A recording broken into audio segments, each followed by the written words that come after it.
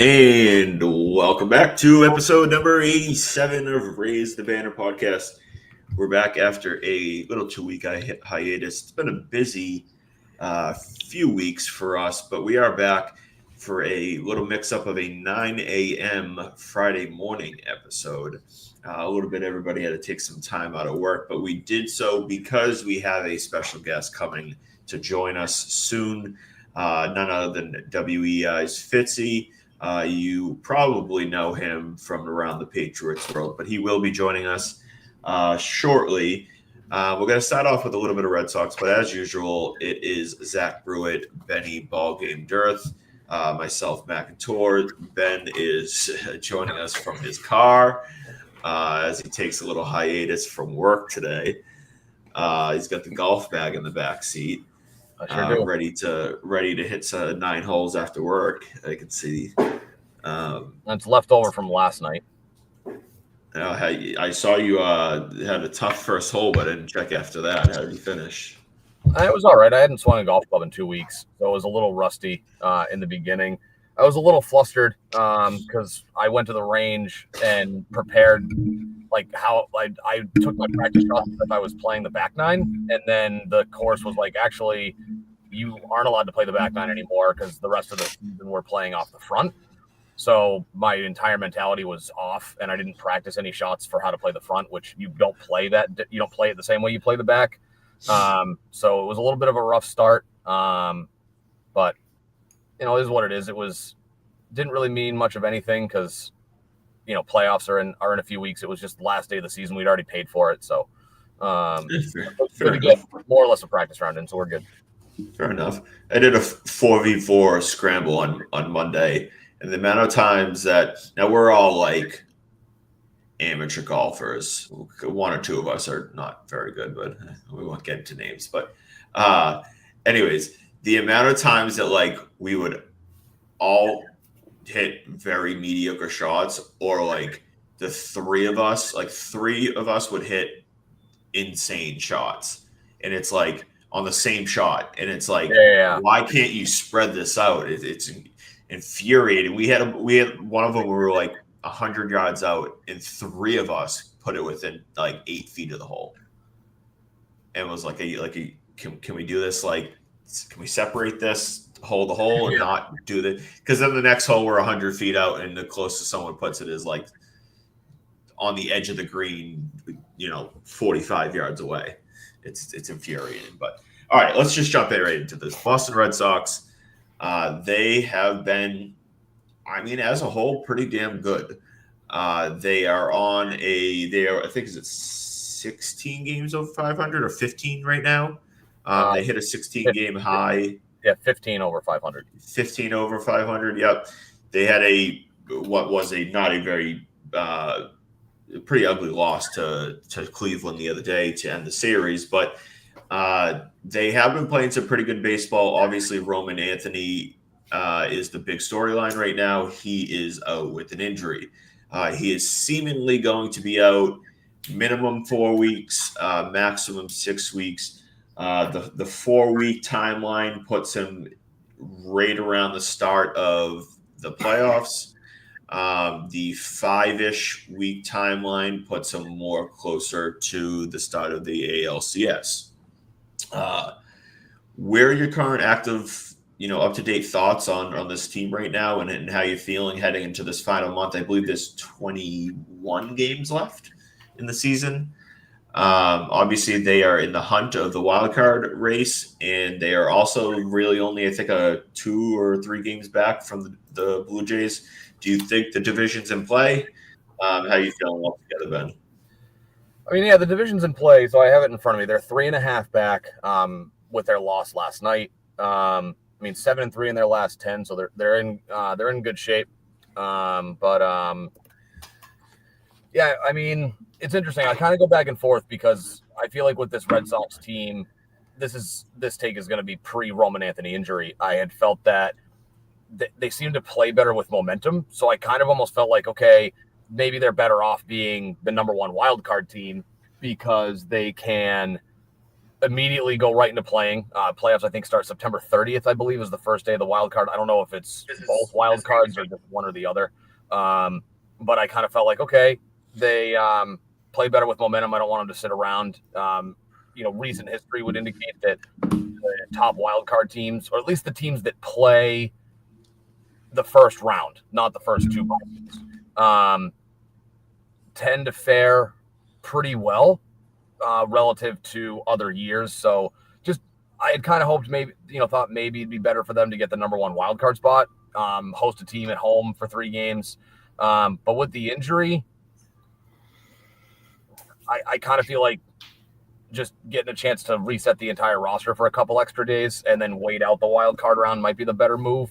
I feel that, there's a little bit of up and down with some of the guys. Obviously, Giolito's been more good than bad, but, he can have a blow-up start. I feel like they're in a decent spot, but they're playing well. The division's certainly in play. I mean, obviously they've got 3.5-ish weeks. Toronto's kind of playing okay, but they're not completely falling off the wagon to a point where I feel like it's wildly realistic. But, could they catch them? Sure. But being healthy, having the pitching, and then hopefully getting Roman Anthony back ASAP is going to be key for a postseason run for them. Absolutely. Zach? I think my feelings and thoughts are a little bittersweet. As Ben said, losing Roman Anthony obviously you're probably losing him for the rest of the year. You're making the playoffs. That being said, you have like a 99% chance, 98% chance last time I checked of the playoffs. But without Roman Anthony, without even Willie Abreu for that matter, it sounds like his calf injury has taken forever to come back from. Without one of those two players, the chance of like a semi-deep run are dwindling. And then, Crochet got roughed up in his last start against Cleveland. They won the game ultimately. The great sign. Sedon comes through again. But, kind of similar to how we talked about Tanner Houck last year, Garrett Crochet is at his his innings, career high. So what happens with him going forward? Do they skip a start with him? Like, there's definitely a lot to be excited about with this team. Obviously, making the playoffs, as we said, first time in 3-4 years or whatever. But losing Anthony is obviously a crushing blow. The news coming out about Bregman possibly opting out and leaning towards that way kind of leaves you with like a bit more uncertainty at that position and his leadership, his bat in the lineup. But for the remainder of the season, like I said, it's the division's still in play. It's not going to be a make or break without Roman Anthony in the lineup, but certainly it's going to be more of these grinded out type games. And we'll see what happens in the playoffs if they do ultimately get that top spot and have home field advantage. Or if they go to New York, or worst case, go to Seattle. But yeah, bittersweet is the way I would describe it. Like I said, losing Anthony, the Bregman news, uncertainty with the rotation, but also we're 90% chance making the playoffs. So that's a great spot to be into, first time in a long time. Yeah, and they're 4.5 clear of Seattle, so I don't know how it would all work out because Seattle's 3.5 out of the division. So I feel like the third wild card spot would be a really tough spot to finish in. Having to go probably to Houston. I would not feel super confident in that. I feel like because of how they played against the Yankees, obviously hosting them at Fenway is a much more ideal scenario. But the first alternative to not hosting the wild card round would be going to New York. I don't love the idea of them having to go to Houston, which is a tough place to play. I don't know I'd have to look it up. I don't know what the record is against Houston this year, but just given the fact that the Sox are kind of in the Yankees' head, and the Yankees are a team that if they're not hitting home runs, they don't win. Even I think it's the two. I don't know what game. I think the 2 times the Yankees have beaten the Red Sox this year were both at Yankee Stadium. and it was in games where they just out-homered the Red Sox. Like, if they don't hit home runs, the Yankees don't beat the Red Sox. That's how it's gone this year. So ideally, we match up with New York either here or there. But given how good Roman Anthony is at the top of the lineup, they can, dare I say, tread water and just figure out a way to not be the third wild card team. I would feel as confident in that first round matchup against the Yankees. I mean, again, I'd be more confident if it was at home, but I wouldn't feel super disappointed having to go to New York versus going into Houston. Yeah, I agree. If our confidence is at like a 9 for Fenway, it's about like a 7.58 for going into New York. I agree wholeheartedly with that. I think we've had the Yankees number all year, and like you said, them winning is solely based on our pitching. Dropping the ball versus them actually going out and beating us. So I agree with that versus an actual good team in Houston. Yeah. And hopefully they got the back. I think it was first. I don't know if it was first career or just only game this year that he's given up at least four home runs in a game. I'll be 3 of them coming in one inning. He was hanging some stuff. Like, the velocity didn't look terrible, so I don't know if he just didn't have a feel for the breaking stuff. But it wasn't like it didn't. The velocity wasn't down enough that makes you go, is he fatigued? Is he hurt? You brought up a good point. He's passed his season high for innings already.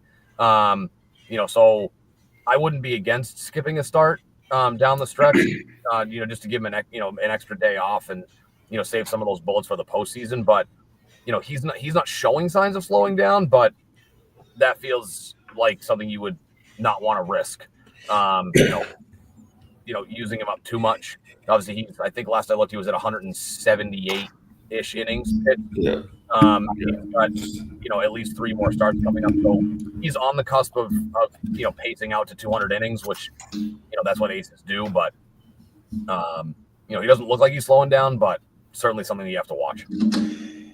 Well, it's interesting, like how things are going to play out for him because, they have Bayo and Giolito that they're going to have to rely on, down the stretch here. They got Tolle, who they seemingly want to give 6 to 8 days rest, supposedly in between starts. And now they got Crochet, who they want to maybe try to, stretch out and give him a little more time down the stretch here. And it's like, well, if you're going to do these things, like, who's going to start games, right? You got to, someone's going to start these games down the stretch. Yeah, and you can't just. I know Bernardino's been more good than bad as an opener. I think his ERA was like a low or mid 1 ERA as an opener prior to. Did he open the final game of the Cleveland series? Yeah. And so, prior to that, he had been pretty good. I know that game didn't go well for anybody in the bullpen, specifically Jordan Hicks, which nothing goes over Jordan Hicks. No, nothing. Funny that he just mysteriously shows up with an injury, and they're like, but you can't. I think it was a monetary decision. Like, you can't do it. He owed so much money that just putting him on the IL makes way more sense than doing something else with him. The nice thing, though, that you brought up for having to rely on Brian Bayo. I know that Giolito didn't pitch last year, but his workload doesn't overly concern me. It's more that he's just the consistency factor is bigger with him for me. Bayo, same thing. Bayo, the innings situation is I would say a yellow flag. So his career high in innings was last year at 162 and a third. He's sitting at 146 and 2/3 now. So he projects to go past that. You figure if he gets 3 more starts, that's 18 innings. That's 164. Yeah, 164 innings. So it's just barely over his career high in a season. But he's pitching really, really well. Maybe, because Tolle's getting an extra day or 2 in between starts, maybe they can retrain the rotation and, maybe they can move Brian Bayo up a day and bump Eric Crochet back a day just to, help with the workload there. Again, Giolito didn't pitch last year because of Tommy John, but he's been a decent innings eater up until this point in his career. So not overly worried about his workload. Let me just see. Yeah, I mean they're all ready to go. To kind of go back because I didn't really do too much on it. This team going down the stretch here is, no one in the AL necessarily scares me. Uh, Seattle doesn't exactly scare me. New York doesn't scare me. I mean, why No, would they at this stretch? no. Houston's a pretty good team. Like they're a team Here's, that like. yeah, Houston's Houston. They'll turn it on. Like they will be a tough out like they are every year. Even though Yeah, exactly. Like they're a good team. That they're not going to be easy to beat. Like, but they're not like the daunting Houston team I think of when I think of years past. Detroit doesn't exactly scare me. No one like Toronto doesn't scare me. Like what? no, Like there's no no one there's no juggernaut in the American League. exactly. So when I look at this going into down the stretch here without Roman Anthony, even if Abreu was out another week or two, it's about getting healthy, getting into the playoffs. We'll see where exactly they kind of, land, and whether it's wild card, if they can make a run for the division, whatever it is. But playoff wise, uh, a fully healthy Red Sox team, I think that they're right in the mix with any team in the AL at this point. Now, will they have a fully healthy Red Sox team? I guess maybe probably not for the divisional series at least, or the wild card series. But even without Roman Anthony, they should have a really solid chance to compete and win each of these matchups. Like you said, Ben, I mean, like going up against if they have to go up against New York in a wild card series, like they're 8-2, I think, against New York this year. I believe that's correct, and they might have one more series later this month. How do you go into the playoffs? Unless they get swept the next round of the series, not feeling pretty comfortable about that. They'll line up their three best pitchers probably for that. As long as they're not fighting in the last day or two of the regular season, but they'll line up their pitching staff. You go Crochet, Bayo, and Giolito in a wild card series against the Yankees. You have to feel pretty damn comfortable. You have to feel like you're in a pretty good spot against them. They do have 3 more games against the Yankees. Yeah. Yeah. And so, you have to feel relatively comfortable going into that series and saying, they've shown that they can beat them. They've shown that and it's here too. It's not in New York. Yeah, they've shown that their starters, being Crochet, Giolito, and Bayo, can all pitch up against them. I talked about like Bayo's last start against New York. That was one of the most impressive starts that I've seen from Bayo since he came up into Boston. The way he fought that game, it's easy to see Bayo go up and do it against, the Angels or the Athletics or the Orioles and stuff like that. It's, is he going to come out and show it up on, it was a night game against the Yankees. We knew he had his history of not going more than 6 innings. He's kind of blown past that the last, handful of months. He's broken through that. And he came out, and I think he went 7 innings, 1-run ball, something like that. He showed up in one of the biggest stages of the game. So you have to feel comfortable going into that. And on top of that, they're a team that seems to kind of have. I don't want to necessarily compare them to the 2021 team, because I think that this team has more talent if you include Roman Anthony. But they give a little similar vibe to that team where they things are just kind of hitting well. It's a team that really likes each other. They're playing well. Shout out Trevor Story for what he's done for this team this year. He's been downright huge, absolutely huge for this team this year. Speaking of that, we'll jump into this more, over the winter. I just wanted to give you a quick thoughts on this, but you guys, he's got to opt out this year. Does he opt out? I mean, it's not a super strong free agency. There's going to be a few guys, especially if Bregman opts out. I think it's Schwarber, Tucker, and Bregman that will probably lead the way. Yep. Does he opt out? Like, assuming he finishes strong. Did you say Kyle Tucker? Isn't Tucker a free agent? Yeah, he said Tucker, Tucker. Bregman. You did say Tucker. Okay. Yeah. Schwarber.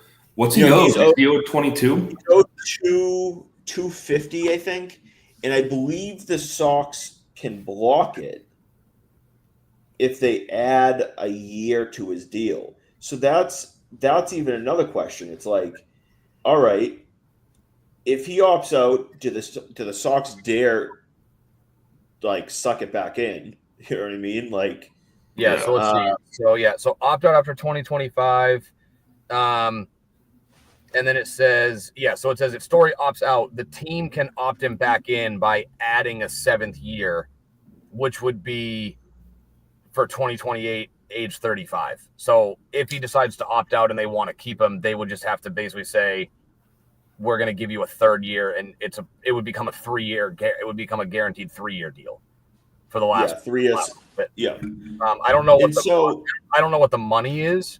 It looks on Sport Track another $25 million. So turn into a 3-year, $75 million deal. And so it'll be a very, very interesting decision on his part of, do you opt out? Because on the open market, right? What do you expect for someone like him to get? He's got a fascinating market if he opts out. Yeah, I feel like he could be hit or miss. I feel like because his injury history in Boston, because this is his first legitimate healthy season since signing the deal, I could see teams looking at it and go, he's 32. I don't know when he turns 33, but he's 32. Let's see. He'll be 33. He'll be 33 in November.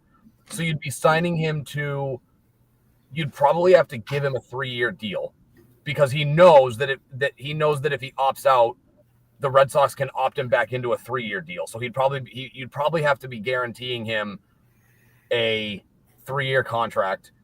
But I don't know if teams would want to look at it and go, I don't know how much money he would make because of the injury history, because he's older.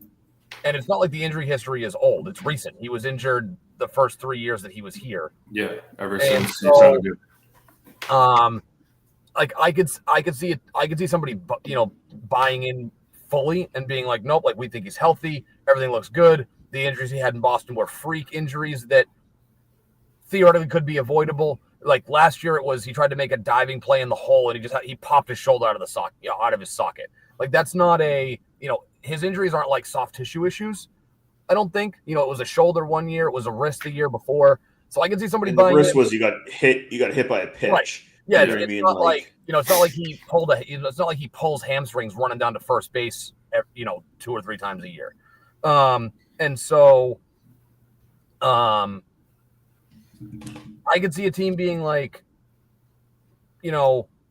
here's 3 years and $30 million, but like I can't imagine he's going to get a ton more than he would on the open market. No, he won't get a ton more. The question for me is whether, how does he want to play? Because could he get a team to give him, 4 years, even if it's like 4 years, $88 million, right? In his mind, is 4 years, $88 million a better deal than 2 years, $50? Maybe not, but or 375, because he knows that if he opts out, if the Red Sox want to keep him, now he's looking at a 3-year, $75 million deal. Correct. Yes. Part of the game is like, does he want to opt out, maybe force the Red Sox hand? But if he opts out, will he get an offer that beats 2 years, $50? I lean that he's going to opt in because I look at like what Bregman dealt with last year, right? Now, he supposedly did get like a 5-year offer from Detroit and stuff like that. But I look at like what Bregman dealt with last year, and I don't see a team really willing to beat what he has in Boston right now, money-wise. Now, there's a chance that he wants to just go somewhere else, and so he opts out and knowing that he can get a similar deal, and that's what he's happy with. But like, I don't really see him getting more than 2 years 50 on the open market. Someone may give him a 1 year $25 million deal, maybe 2 years up to 50, but I don't see 375 on the open market. I think that teams will really still probably want him to like show it another year before they would commit for another couple of years beyond that. You know what I mean? Yeah, I think it's in his best interest for sure to opt in because, like you said, I don't see anyone giving him the same deal that he could get with the Red Sox if they opt him back in with that extra third year. Given his injury history, given his production just with the Red Sox outside of this year. Now, would I want that? I don't know because it's now you're locking yourself into 3 more years and you've really only seen it matriculate for 1 year. But yeah, I think people kind of get a little scared. You saw with Blake Snell this year. He was the first one to sign in the offseason because of how it was dragged on last year with the pitching and Scott Boras and everything else. And you brought up Bregman, good point. I think people are getting a little bit more wary of like what's out there, what they could get. There's a lockout looming supposedly as well. So like, what's that going to look like for contracts? So I think I could see him opting in. I think it's in his best interest. But again, what does that mean for his production? We could also see him go to the Sox and try to rework the deal, right? And he says, instead of this 2 year 50 deal, how about we do something like this where it's a little bit give and take where, we come into a new 3 year, like $70 million deal with incentives to get it up to $80 million or something like that, or a 3 year $66 million deal where like if he doesn't play, it's a little bit less than the 3 year 75. But if he plays and plays well, then it can get up above the 75 million. Because right now, like this season, what he's provided, he's worth 25 million a year. Correct. Right. Like I have no problem giving him 25 million a year. What he's provided defensively, he's been good. He's a guy that's going to be putting up 25 and 25 right now, home runs, steals. Guy hasn't been caught stealing this year. Like you put up, he's going to be potentially putting up 27, maybe 28. There's an outside chance if he pushed it to really get to 30 bags this year. Like to do that and not get caught stealing is pretty damn good, especially in your 30s as a baseball player. Yeah. And I was kind of thinking the same thing is maybe he goes to the Sox or the Sox go to him and figure out a way to be like, hey, like, can I get a little bit of a pay bump? Can we guarantee the third year? I'll get a little bit of a raise. But instead of it being, you guys opting me in and it's a guaranteed 25 million, maybe it's like, can we rework it where I get a guaranteed third year and I'll work with you on the dollars to your point where it's like, 66, 70, whatever, 70 million with escalators and incentives. Because the other part of it too is the Red Sox have to figure out like Marcelo Mayer has been injured and missed the end of a season for 3 straight seasons at this point. Now, granted, this year is the first year that it's not a shoulder, but there's a little bit of maybe a small red flag or a yellow flag there that this is now his 3rd straight year that he needed season-ending surgery in August where he's not available. So now they have to wonder, okay, can we rely on Marcelo Mayer being an everyday shortstop on this team that we can move on from Story? Now, granted, I mean, who knows what, they've got other options. They've got Arias who got promoted to AA late last week or early this week. I forget what the timeline was, but recently got promoted. So, I think that's going to factor into is, there's some big question marks. Like if Trevor Story opts out and walks, they have massive question mark at shortstop. So maybe they are willing to play ball and be like, hey, like we can give you a guaranteed third deal and maybe, and maybe work with them on the financial piece. Yeah. If I'm the Sox, I think my preference right now is that he just opts in, right? He just says, I'll play on the 2 year 50. In their mind, it's like, all right, like, if Mayer had come up this year and really performed well and stayed healthy, and Campbell had come up this year and and performed well and everything was going good with it, like, yeah, it would be a little bit of a different story. But there's question marks on both of those ends, right? So we don't know, like, the replacement for him isn't clear right now. Right. So I think the best preference would be to stick to the 2-year, $50 million deal. And if he was a little bit unhappy, I would even just, I would rather give him a little bit of a boost and say, like, we'll tack on an extra $3 million a year in incentives or something like that, Yeah. or bonuses if you hit at bats in a season. You hit 300 at bats, you get $100,000 bonus. 350, you get another 100,000, and you can do that every 50 at bats. Right. And that way he's a little bit happier. So maybe something like that happens. But that decision, in terms of opt-outs, opt-ins, playing the market, that has to be one of the most fascinating risk reward decisions of a athlete that I think you'll ever see, of how he's going to have to play this out. Totally. It's going to be incredibly. I would love to be a fly in the wall of, like, him making this decision, talking with his agent. Of course, his agent's going to be, through back channels, trying to get an idea of what his market will be. But it will be very, very difficult to really get a good idea in what he'll do. And then, honestly, kind of a similar thing with, we could kind of comment on this as we wait for Fitzy. Similar with Bregman. Bregman, there was a talk that passed that said he was going to opt out. He's got 2 years, $80 million on his deal. He faces a similar concept of, he did have an injury this year that he doesn't have the same type of, like, label on him as Story does, but he definitely has, a little bit of a label on him. There was a little bit of concerns with his legs and injury concerns going into last offseason, and he had another quad injury this year. Will teams be willing to give him a 4 to 5 year deal this year? Again, this offseason, I don't know.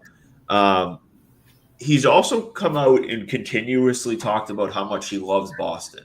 He loves playing here. His family loves it here. And so, the way I quickly look at it is, like, I'm not very worried. I think he's going to end up back here, put it that way. I think that one way or another, he'll end up back here, whether it's, him opting in or them coming to a new 3 or 4 year deal. I think that he's going to really want to stay here, and that I think Coral loves him and wants him here. I think the team loves him and wants him here, and it's just going to be like, let's get this done, and, like, not pinch over pennies and you know what I mean? Let's get you done. Let's get you staying here.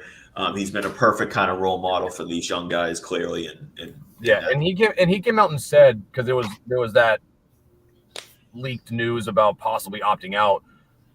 He came out and said that, he and his wife both love it here. They thought they would love it here, but that they love it more than they kind of expected to, which is certainly a good thing. And so, hopefully, maybe the Red Sox can just preemptively go to him and say, hey, like, we know you want to be here. You're a cornerstone of this team right now. You're still a really good ball player, and you're a mentor for these younger kids. And just preemptively go to him and say, hey, like, let's rip up the existing deal and come up, and figure out a way that we can keep you here for another, 4 years, where you get the money you want, and we get the player that you are, for the foreseeable future. Like, that would be my ideal play out.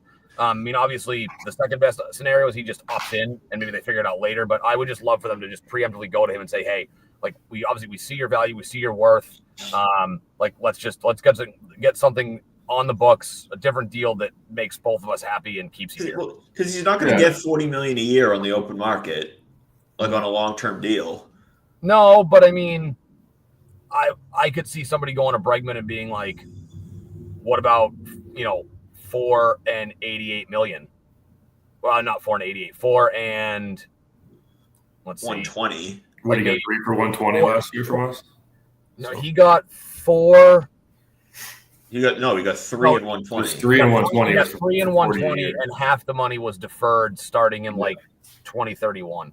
But like maybe they go to him and say, hey, like why don't we do a 4-year, 120, 125 deal, and it's it's guaranteed money now versus you waiting for half of your contract 5 years from now.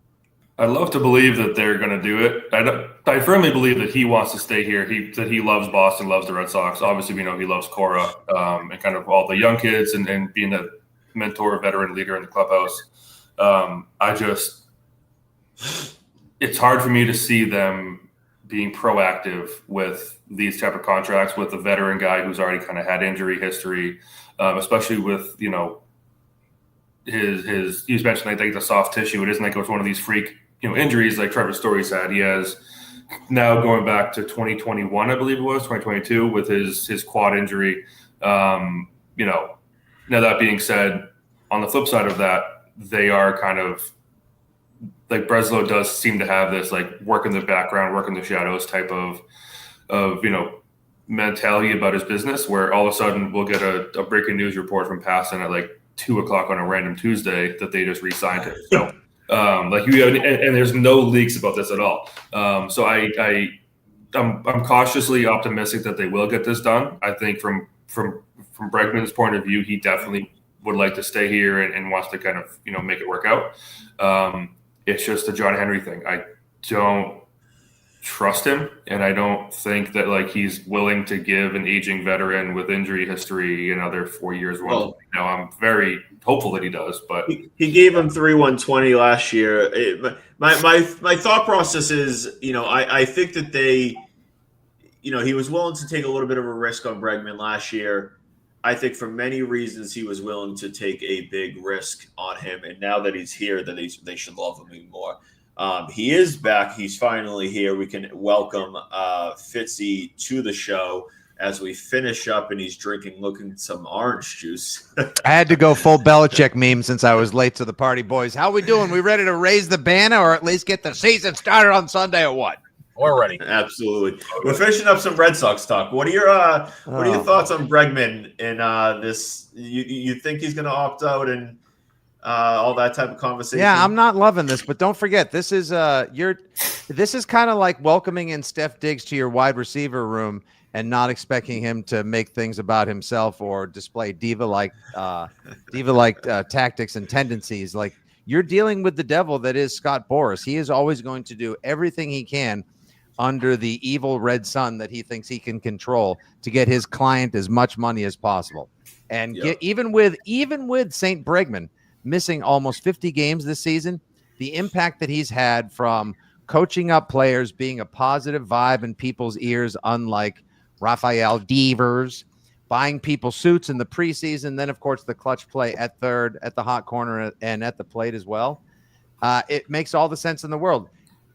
You have to be pretty damn confident in your client and your own personal abilities for these guys to hive mind up and say, how do we feel about leaving $80 million guaranteed on the table? Let's do it. So I understand it. I think it sucks, but the Red Sox would be crazy to let the next person who's been a good fit, like Kyle from Waltham 4 years ago, walk away, especially considering how pivotal an adult guiding voice is for your Roman Anthony's, Christian Campbell's, Willie Abreu's, Marcelo Myers, and more. Yeah. That's basically what we've been saying. Is like he loves it here. He's been a great fit. I think he ends up just finding his way back here, whether it's a rework deal, a new 3 or 4 year deal. I don't think he's going to find $40 million on the open market again, but you've got all that money from Devers. You can figure you were going to pay him $40 million the next 2 years, right? So and just take like a third of what you were going to give Devers, add it to that, give him 5 for 160, and just say it's right from Waltham to bring him back. Right, and just give Kyle a call, tell him to go play first base. Tell Tristan Casas there's a nail painting convention at the DCU Center in Worcester, and don't bother coming back. It's fine. We're good to go. All right.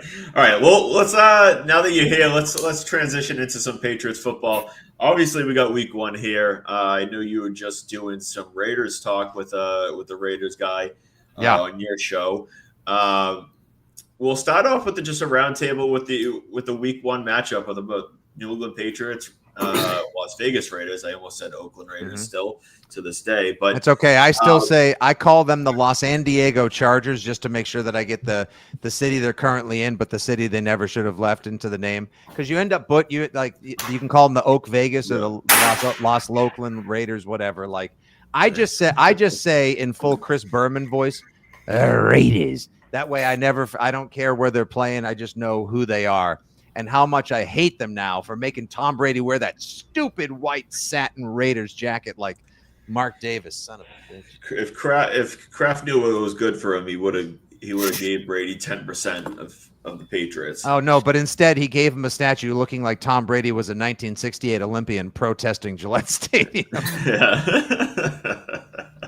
All right. What are your thoughts, Fitzy, on week one, on how things match up there with the Raiders and how you see that playing out? Well, there's the whole like we can go corporate style with the 30,000-foot view of just what the New England Patriots are going to be with new coach Mike Vrabel and the revamped line.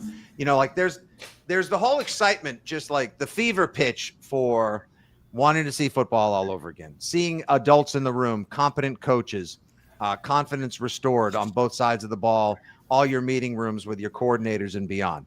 So you're going to see a buttoned-up professional operation for the first time in, I hate to say it, guys, several years, because those last couple of years with Belichick, as Bill Burr was talking about, were truly like the Emmitt Smith on the Phoenix Cardinals years of Patriots football and his coaching tenure in the NFL. Patricia as OC wasn't a good idea.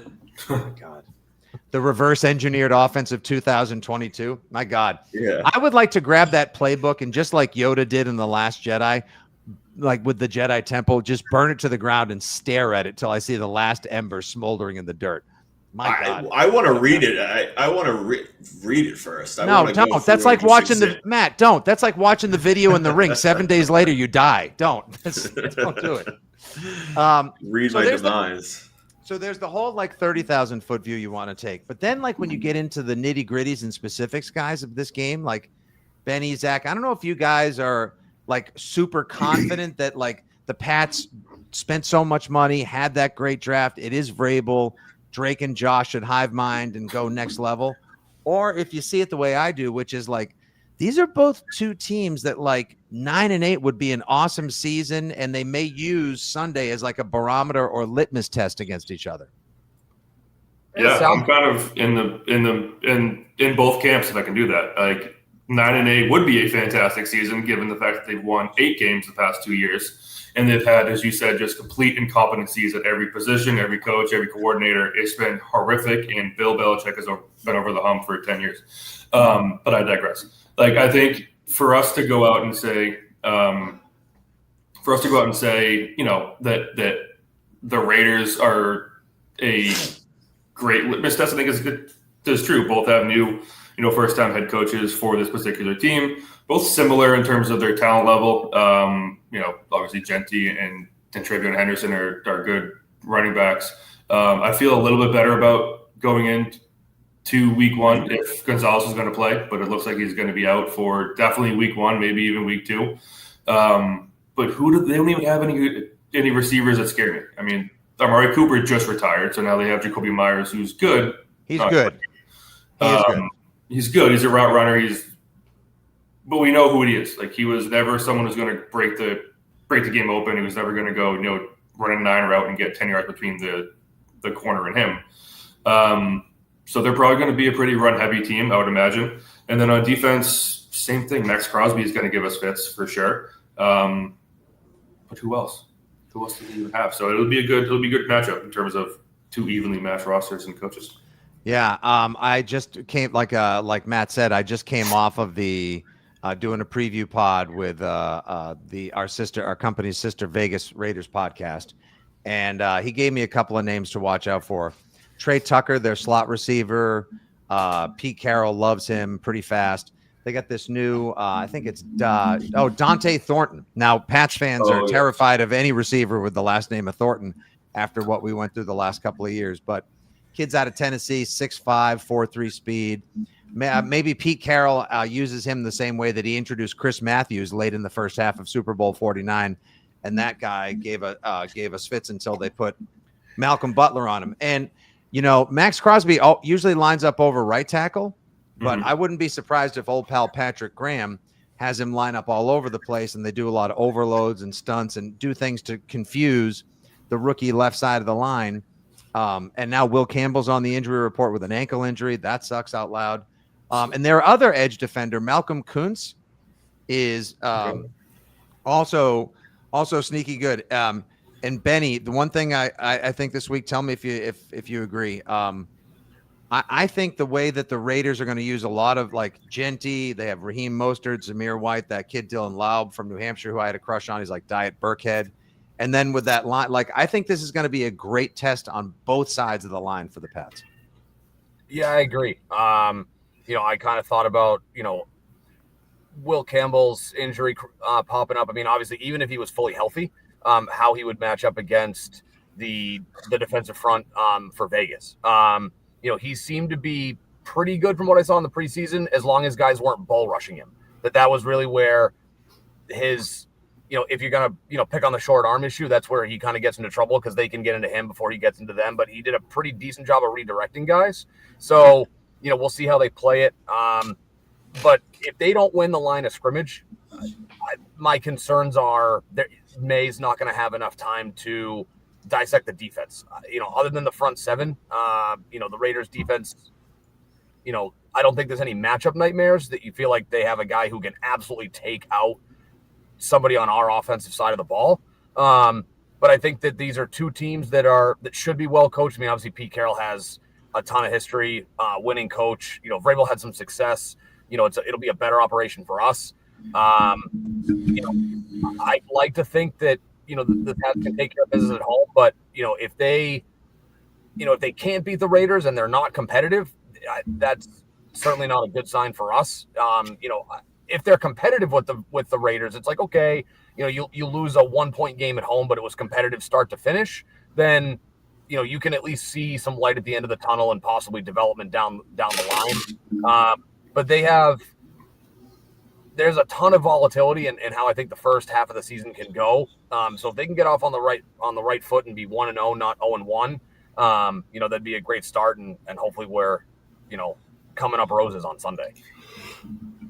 I want to see where the approach is and how their game plan is, and not to go back to how Belichick used to play things out but they used to, he was famous for not letting one guy beat you, right? Defensively, Max Crosby is obviously the biggest pain in the ass to game plan for on their defensive side of the ball.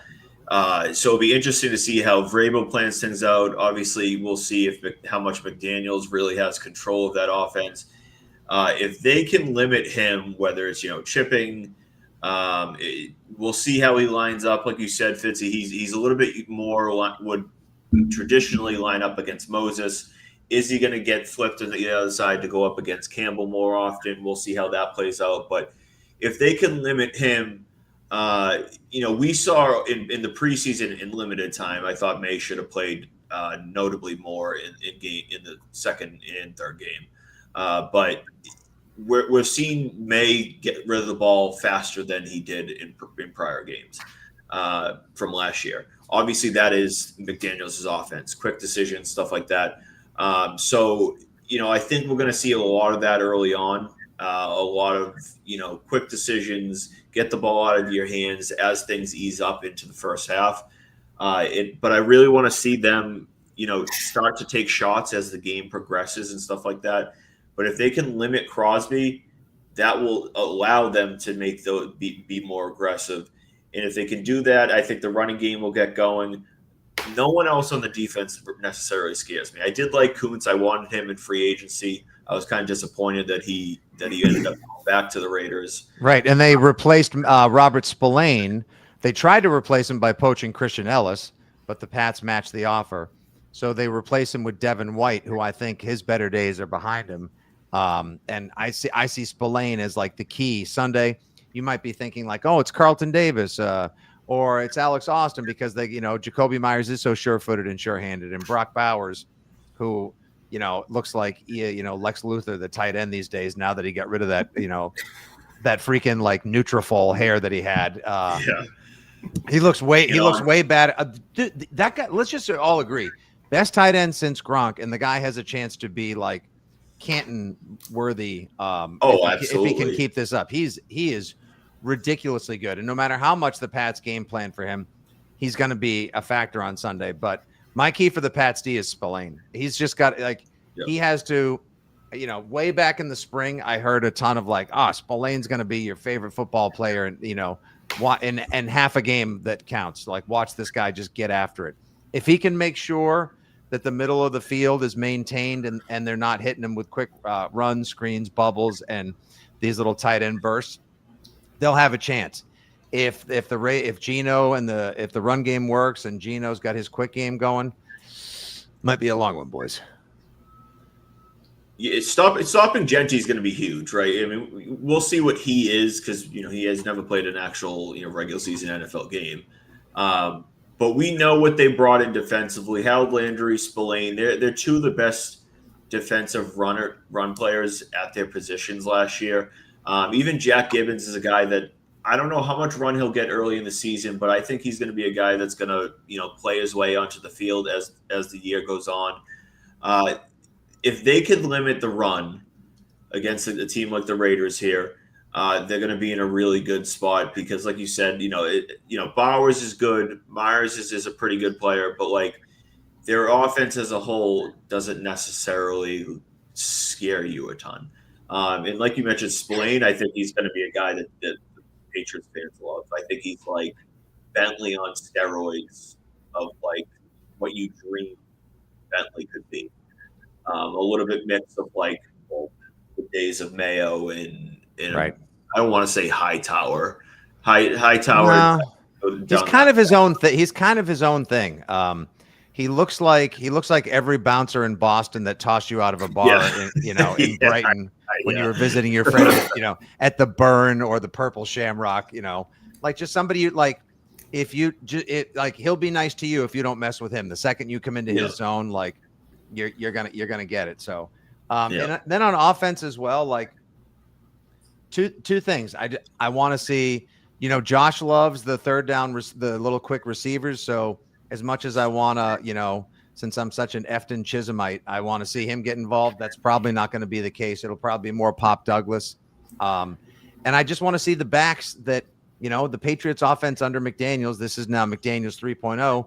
It flourishes when you use your Shane Vereen's or your Danny Woodheads or your Kevin Falks or your James Whites on wheels, in the flat bubble screens, dumps, and whatnot. So the combination of Travion Henderson as a primary back / pass catcher and Antonio Gibson, who still has that collegiate wide receiver speed, but plays like a back. Like, I think that's where you set the Raiders up for your intermediate and deep strikes by deploying those guys and Steph Diggs, who I do think is going to play well. For everyone that's like, well, I didn't see much in the preseason, so this guy's washed.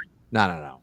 Like, if you heard him talking this week, he still has that dog in him, and I think you're going to see it on Sunday.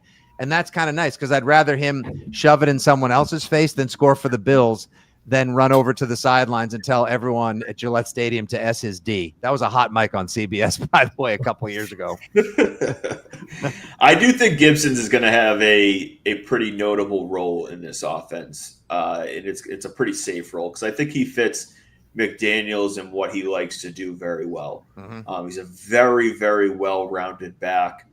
Obviously, we saw what McDaniels has done with receiving backs over the years. So I really like to see Gibson. Stevenson's going to be the guy that as soon as Henderson finds his comfort in this offense, that Stevenson's playing time should go down the toilet. Never mind if he gets a case of the fumble Rooskies again.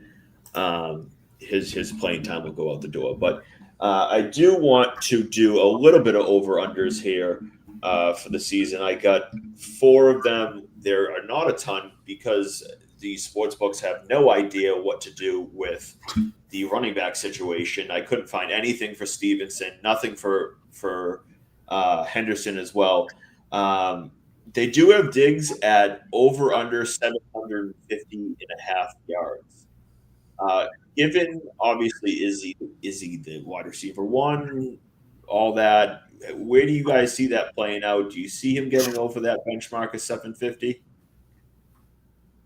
I do. I think.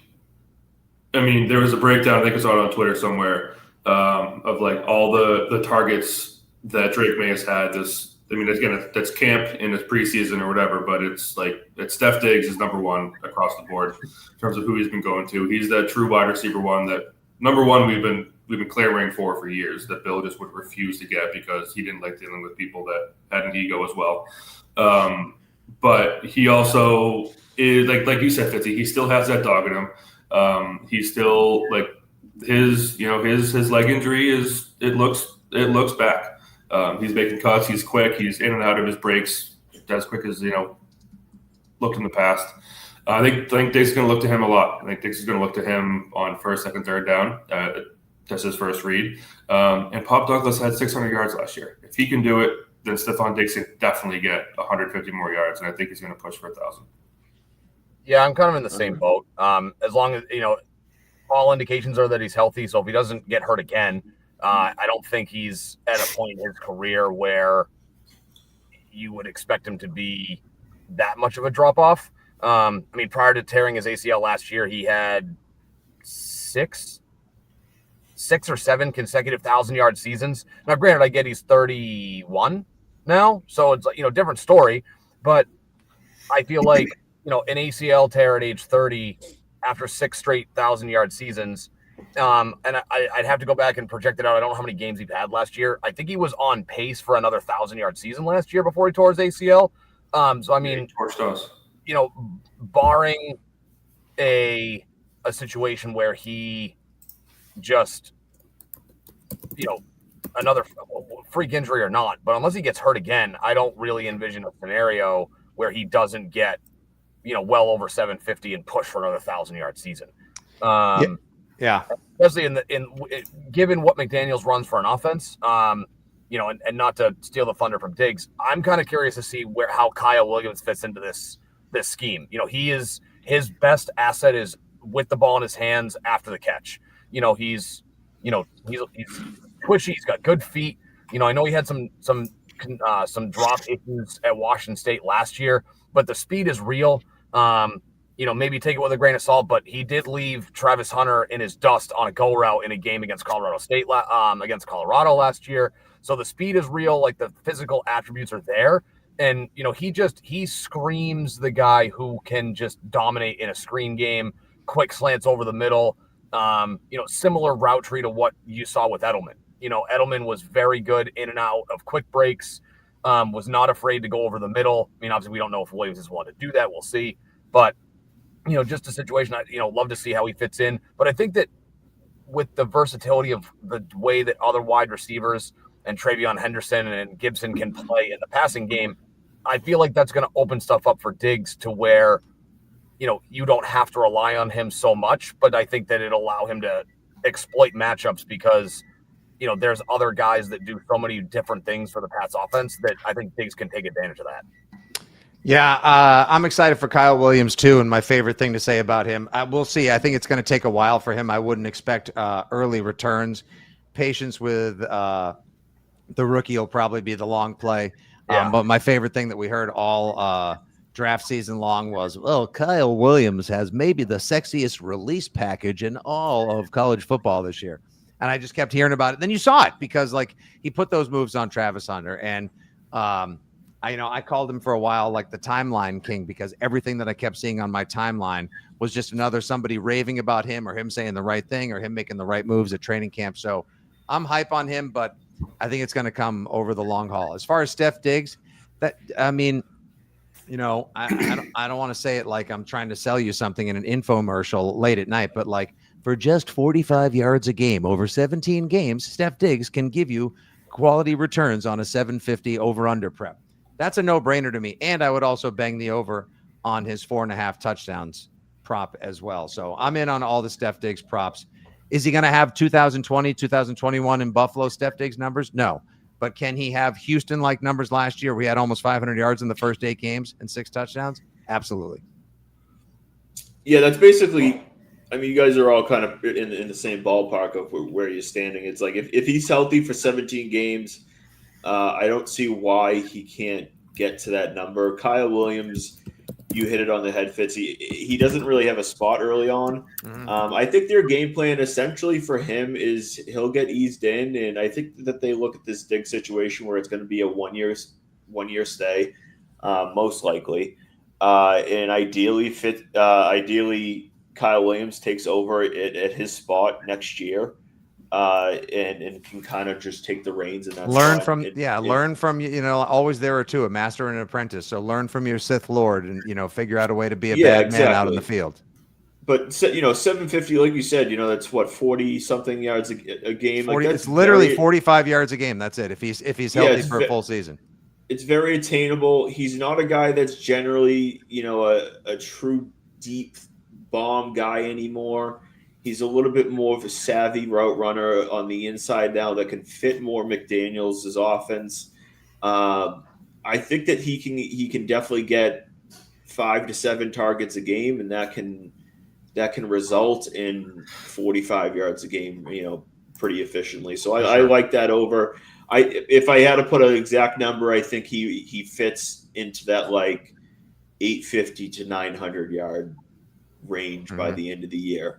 Great spot. I do think as a whole, like they're going to be if assuming health for everybody, which is almost impossible, but it's going to be a pretty balanced offense in terms of like statistics. Everybody's going to get a little bit of everything. I think Booty's going to put up a little bit of numbers. Douglas is going to put up a little bit of numbers. The running backs, who knows what to predict with the final numbers there, but. But speaking of the one guy that's going to be putting those numbers to all of them, Drake May, his passing number, 3,275 and a half passing yards. Felt like it was a little low. Are you guys hitting the over like I am on that? Or do you feel like I am kind of just overthinking it right now? It feels like that's a smash over in my opinion. I know they're going to be a little bit run heavy to probably try to establish the run game in and game out, but I think that can hit pretty comfortably. How do you guys think? I mean, yeah. If he had played 17 games based on his per game averages last year, he doesn't hit that 3,275 yard mark. To hit that quick math, I think he has to average 193 yards per game to get there. So I mean, you'd like to think so. I mean, obviously, rookie jitters, pretty poor supporting cast in terms of skill position players last year. You'd like to think so. I don't know how confident I would hammer the over. I mean, I'd like to think he can get there, but I don't know if I'm rushing to a sports book and going all in on him hitting, 193 yards a game guaranteed week in and week out. Just because you know what, I'm going to do that right now, just because you told me not to. Yeah. I mean, usually we're just raised that way. That's right. You tell me not to, fine. I'm gonna, F it. I'm gonna. And I think backwards from most people. So if I say one thing, I'm probably wrong. But I mean, just on the surface, I kind of feel like, 193 yards a game, I feel like should be pretty easy to do for, a league average type QB. So I'd like to think so, but, who knows? We'll see. I mean, Matt, you're right. They're going to be run heavy, so we'll see. I think if he throws for 5,000 yards, this season is going sideways. Like he should between 175 and 220 yards a week, don't forget, Tom Brady later in his career became a passing machine, but that's because they struggled for RB1s more often than not. And, if you had the comportment of small to mid-sized to Gronk-sized receivers that he did, and you were as dominant in processing and dissecting the field, that's what you do. But I want Drake to just dial it back a little bit. And yeah, look right there, 200 yards a week. That's all you got to do. 200 yards a week. Like it seems to make sense. I think he's got that. the 19 and a half touchdowns prop. Oh, please, just like I'm freebasing that. I am filling it. I'm filling a bathtub and jumping all over it. I'm handing it out on the street corner wearing nothing but a string bikini. Like everybody should get in on that because that's literally that was gonna be my next one. Of where do you guys stand on the? No, you're good. Yeah. We could join it into with each other. Yeah. Oh hell yeah! 19 and a half touchdowns. I mean, if look at this. If you get, I'm not even looking. If Drake May gets to Jaden Daniels' numbers last year, minus the 800 something rush yards and the 9 rushing touchdowns, but let's say he rushes for 5, gets you 6 on the ground, throws for 3,500 yards and 24 touchdowns. So it's like part Jaden Daniels, part Mac Jones from 2021. Great season, signs of progress, and everyone is meeting each other at the draft duel or the Fan Kings window to cash their tickets in January. Yeah, I mean, brought Mac Jones up because I was just looking at his stats. If he can get to 3,800 yards in 2021, Drake May has no excuse not to get to 3,200 or whatever the prop was. And then he had 22 touchdowns on top of that. He's getting that this year for sure. So, and it's the same OC, better receiving core, better running, better offensive stats too. Or running backs, even Ramondre Stevenson's still there. There's no excuse for Drake May not to get to those numbers, both of them. So long as this offensive line doesn't get him killed. Yeah, and I'll take 4,000 total yards and 30 touchdowns any day of the week. Oh, all right. Last one here. For the season, 8.5 wins. I know we talked about 9 and 8 as a success. I know we see 10 and 7 predictions, 8.5 wins. Fitzy's going into hiding right now. Do we see the over here? They got a little easy schedule, but 8.5 wins. Fitzy, where are you at on that? If you were talking to fresh off of the draft Fitzy a couple of months ago, who was chock full of all that Vrabel spirit, optimism, and drug-addled fanticipation, I would have told you like 10 and 7, 11 and 6. Get out the way, Josh Allen. You better watch out because Josh Allen 2.0 and the new look Patriots are coming for you. I'd have said, yeah, Patriots bang that prop, and the Pats will see you in January for meaningful football games. Now reality has crept in. Depth is an issue. You're gonna see that there's still a lot of people trying to figure out what they're doing on the field. The coaches know what they're doing, and I think a lot of these signs of him moving on from Bourne and Peppers and whatnot tells you they need to see what they have in a few of the guys that they kept, because they certainly kicked a lot of the guys to the curb, and in all the new guys that they paid for or drafted as well. So I was all over the over earlier on, but now I've settled in at 8 and 9, but an incredibly satisfying, growth-filled, optimism-inducing 8 and 9 season as well. That's not going to have you saying like, oh, well, they could have won this game and that game and been a wild card team. Like there's a couple of teams that are 2 seasons beyond the Patriots. I trust in Josh and Vrabel enough to punch it and go to warp speed this offseason and really challenge for the playoffs next year. So just barely going under at 8 and 9. Fair enough. All right, you guys. I'm over, but similar 9 and 8. Like if we can do that, like I said before, that's equal, right around equal to your win total last 2 years. Much better roster, much better coaching staff, much more competent coaching staff, and certainly someone who has his finger on the pulse in a way that will actually provide benefit in a way that Gerard Mayo just was completely lost last year. Better scheme, better team, better players overall. 9 and 8 going over. Yeah, and then don't forget the schedule gets tough down the stretch too. True. Yeah, the end is tough. I'm kind of at 9 wins. I've said for a little while, I was, same with you, Fitzy, like, right out of the draft and free agency, I was, super gung ho and pumped. I think if everything goes perfectly, just everything clicks, no major injuries, schedule, I think the ceiling of this team is 11 wins. I just don't see that being super realistic. I think they're more of a 9-win team. I think they'd have to get lucky a couple times and everything would really have to go perfect. You're talking Drake May, 4,000, 4,500 passing yards, 30 plus touchdowns.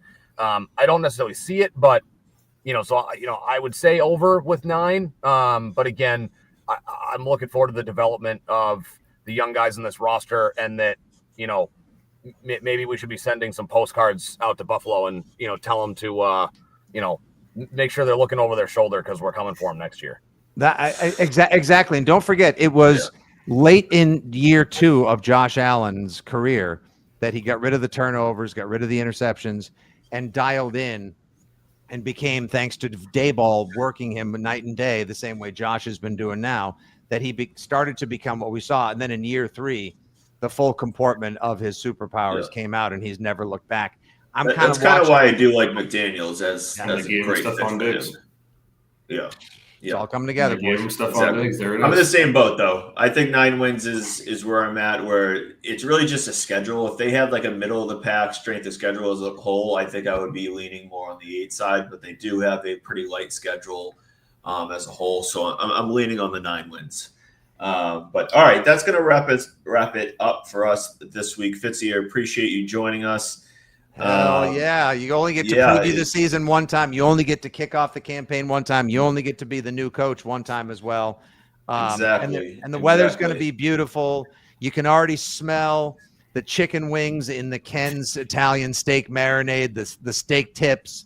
You got the same role this year down there in Foxborough?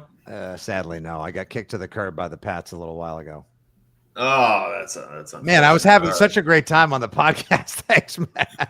I'm sorry about that. No, it's okay. I'll still be doing the afternoon show at WEI afternoons 2 to 6 every day with Big Ted and Andy.